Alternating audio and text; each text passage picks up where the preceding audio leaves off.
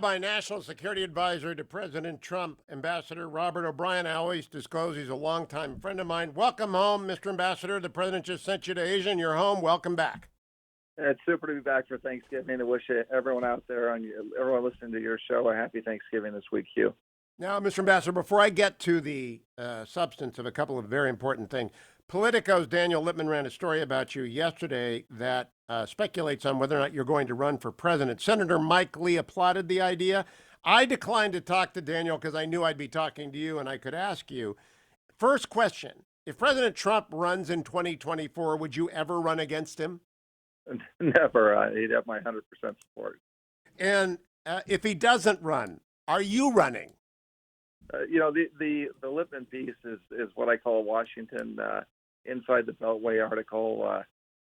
So I'm fully focused on my current job. I'm not running for anything right now. I'm not going to make a Shermanite statement about never running under any circumstances, but I'm focused on implementing the president's agenda and getting foreign policy victories for the American people, and that's all I'm focused on. But this is starting to become silly season for the Washington news media, and there's all kinds of speculation out there. So I leave that for what it is. I'm guilty of it too because I wrote a column for the Washington Post in which I listed the 24 Republicans who have been mentioned to me. You were mentioned to me by a GOP operative who told me you would collect delegates in Utah, Idaho, Arizona, California, Hawaii, the Pacific Islands. You'd be a player at a convention. Have you had any conversation with any consultant about that path? No, I haven't. I haven't spoken with any political consultant. I've been pretty busy, as you know, Hugh. We're just continuing to rack up wins for the American people on foreign policy, and that's my 100% focus at this time. But I'll leave it to you, the Washington class, to speculate about 2024. Right now, we're just focused on keeping America safe.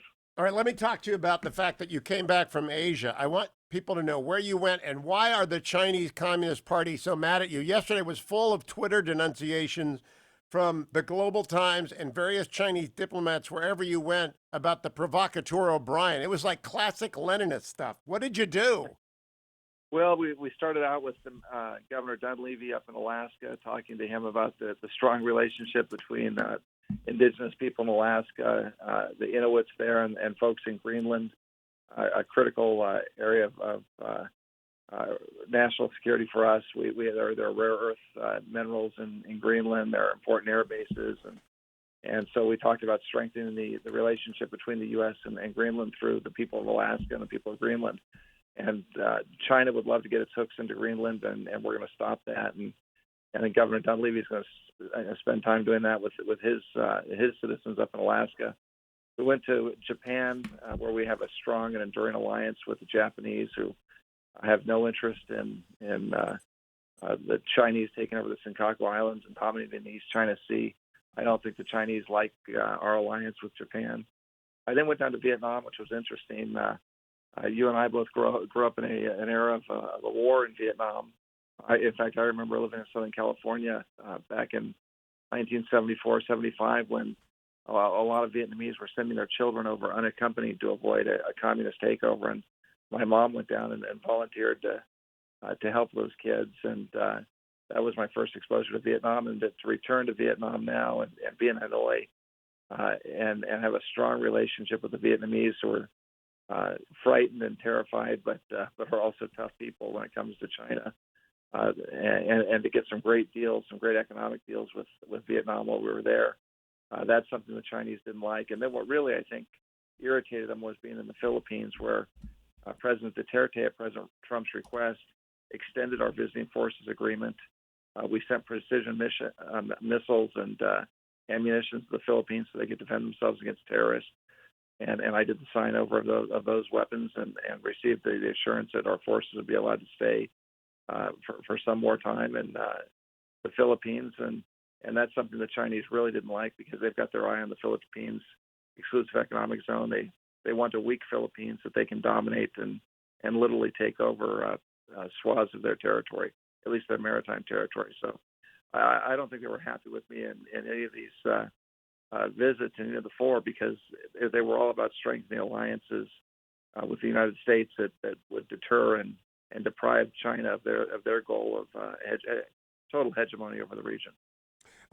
Ambassador O'Brien, I want to ask you now about the Middle East, even though you just got back from Asia. But I want to preface it by saying Secretary of State designate Tony Blinken, your successor designate Jake Sullivan. Have you met with either of them as part of the transition yet, or spoken with them about the transition?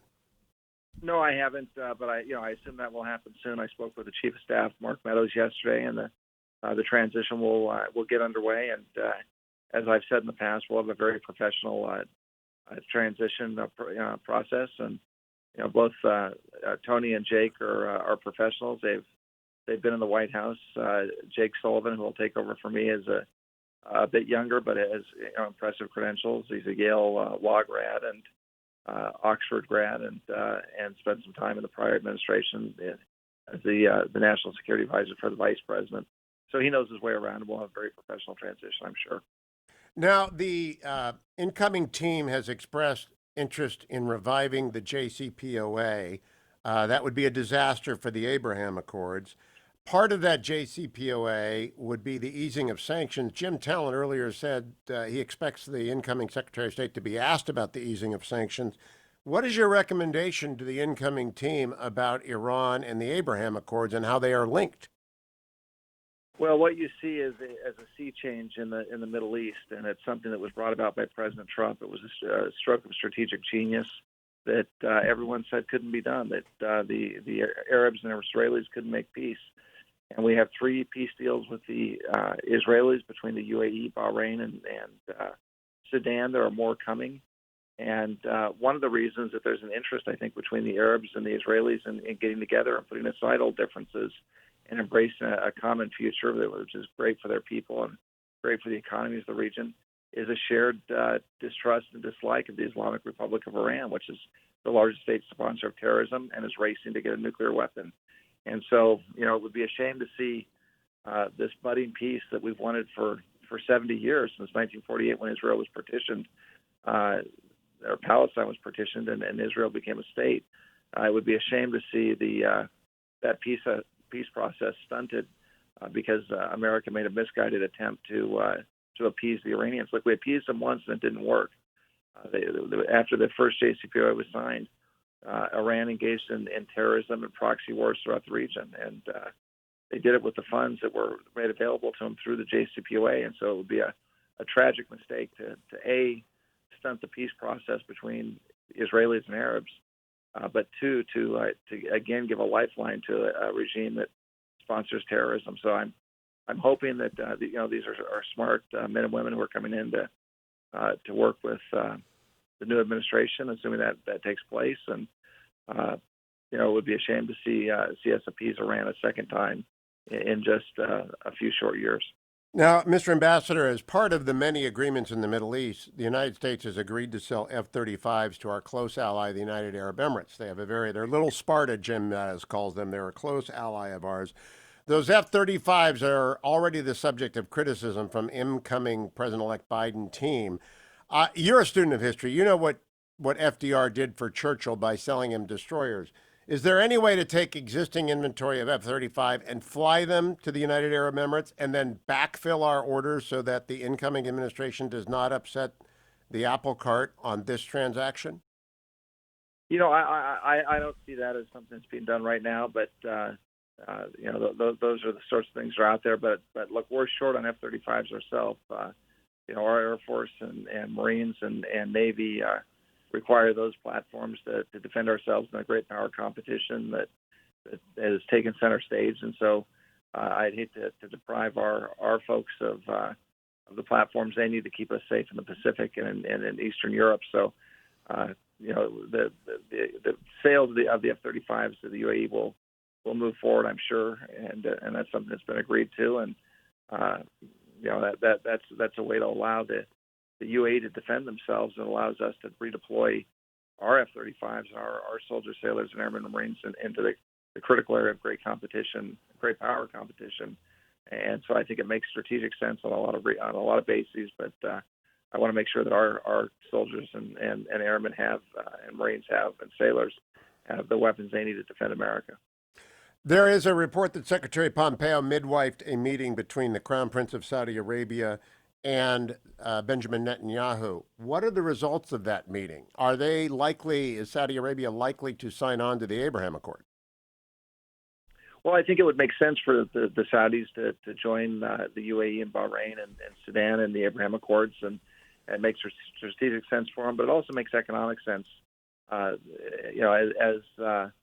we transition from, over time from fossil fuels, the Saudis and the Emiratis, the Bahrainis understand that they need to have a modern economy, and there's no better technological center outside of Silicon Valley than you have in that area of around Tel Aviv. It's it's startup nation, and the Israelis have a lot to offer from an economic standpoint, from a technology standpoint, and it just makes sense to be good neighbors with your close countries around you. So I think it makes all the sense in the world from a cultural and economic, religious freedom standpoint for these nations to get together, but it also makes security sense, as you pointed out. So we hope the Saudis will join the Abraham Accords, and I think the sooner the better for all the parties, and especially for the people of the United States who have wanted peace in the Middle East, and we've invested a lot of blood and treasure trying to get peace in the Middle East for 2 generations now. So that would be a great result.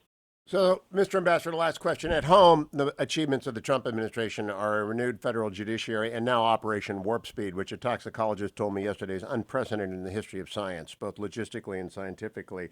But abroad, it is the awakening of the world to the threat posed by the Chinese Communist Party.